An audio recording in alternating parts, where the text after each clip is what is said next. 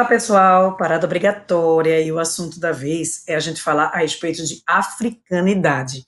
Pois é, uma temática incrível que fala a respeito de qual a relação dessa África dentro do cenário brasileiro.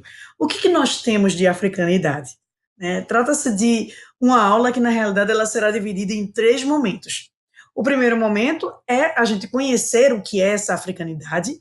O segundo momento são os artistas que, independente deles terem sido do Brasil ou eles terem sido de outros países, mas que estavam no Brasil e como eles retratam essa africanidade dentro do cenário brasileiro.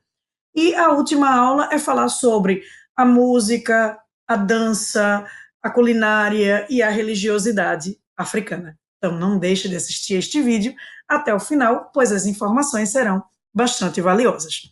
A começo de conversa, quando a gente está falando de africanidade, o que é? São as raízes da cultura brasileira que tem origem na África. Em linhas gerais, ele pode ser analisado de duas maneiras. Uma pode ser o modo de ser e de viver dos africanos ou dos afrodescendentes, na realidade, corrigindo aí, dentro do cenário brasileiro, ou o modo de viver, os valores, a cultura africana que estão inseridos no cotidiano brasileiro, independente de sua etnia.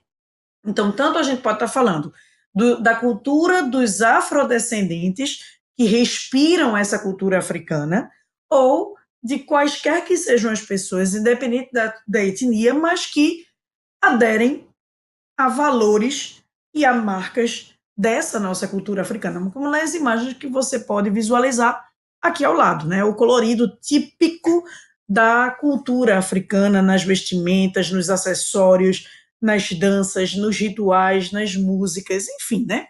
Quando a gente está falando de África, ela se faz refletir no cenário brasileiro de diversas formas, que é o que a gente, de fato, chama de diversidade, porque a cultura africana é extremamente diversa, e ela aqui no Brasil nem se fala. A cultura africana, no Brasil, ela se faz ganhar destaque através da dança, da música, do folclore, da religião, da gastronomia, do artesanato. Não dá para a gente falar a respeito de feijoada, vatapá e sarapatel, por exemplo, se a gente falar historicamente que são comidas típicas do que a gente chama de resistência de um povo. Por que isso? Porque quando o início dessas comidas eram o quê? Elas são formadas por restos de comida. Então, ou eles tinham que se virar nos 30 e produzir alguma coisa que eles possam consumir, ou eles morriam de fome. Ponto. E aí, a partir justamente dessa junção, desses restos, foram criadas essas delícias que hoje fazem parte de um patrimônio cultural brasileiro. Você ia à Bahia, por exemplo, e não comeu vatapá, você via aqui em Pernambuco e não conhecer a feijoada, enfim, são marcas dessa cultura que fazem a diferença. A capoeira também que não se tem ao certo uma noção de quando ou qual é o objetivo principal da capoeira. Apenas caracteriza-se com um jogo que é um misto entre dança e luta. Né? Como no período escravocrata não era permitido que existissem artes marciais entre os negros, o que eles fizeram? Dissimulavam. Então, utilizavam a dança, naquele momento, um dos poucos momentos que eles tinham de lazer, e através da dança eles acabavam também utilizando essas artes marciais como um processo de defesa. Né? E o Quilombo dos Palmares, ele utilizou muito disso. Logo, é inegável que quando a gente está falando dessa cultura africana urbana hoje, eu não posso dizer que as origens dela, da época em que os negros chegaram aqui, são as mesmas hoje. Houve alterações, né? A gente tem muito da nossa cultura. Na nossa cultura brasileira, a gente tem muito da cultura ocidental. Ela acaba se sobrepondo à africana, mas também tem muito de africanidade. A dança, a música, a culinária, a literatura, elas sofrem alterações ao longo dos anos, como em qualquer cultura.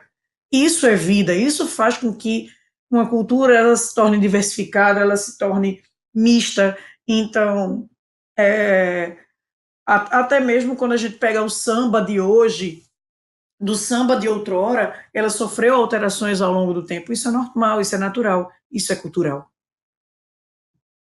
E somente para que a gente possa concluir essa ideia, quando a gente está falando de arte e cultura africana, é diversidade, ela é diversificada, ela aparece através dos entalhos de madeira, dos trabalhos de bronze e couro, as máscaras para comemorar ou celebrar diferentes rituais, principalmente religiosos, as esculturas, as pinturas, as cerâmicas, os pratos típicos, as vestimentas religiosas, tudo isso é arte, tudo isso é cultura africana, tudo isso é simbólico.